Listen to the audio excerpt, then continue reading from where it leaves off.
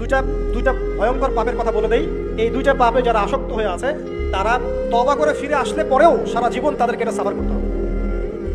কথা বুঝতে পারছেন না? তওবা করে ফিরে এসেছেন মনে করে, তারপরেও আপনাকে সারা জীবন এই পাপের ফলটা ভোগ করতে হবে। এক, মাদকদ্রব্য দীর্ঘদিন সেবন করেছেন, তওবা করেছেন, ফিরে এসেছেন, আল্লাহ হয়তো মাফ করে দিয়েছেন, আল্লাহ পাক মাফ করে দিয়েছেন, বাট আপনি আপনার দেহের যে ক্ষতিটা করে ফেলেছেন এটা পোষাতে পারবেন না। তখন আপনি যদি বিয়ে করেন আপনি স্ত্রীকে সন্তুষ্ট করতে পারবেন না। হ্যাঁ।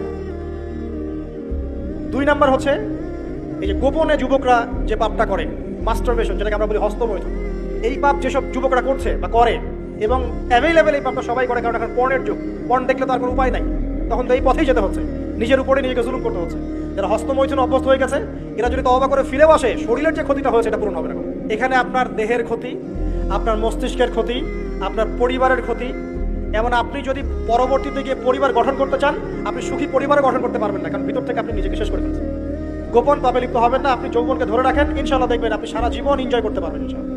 কিন্তু যদি এখন নিজেকে শেষ করে ফেলেন, এখন নিজেকে শেষ করে ফেললে আপনি বিয়ে করলে পরেও দেখবেন আপনি পস্তাচ্ছেন।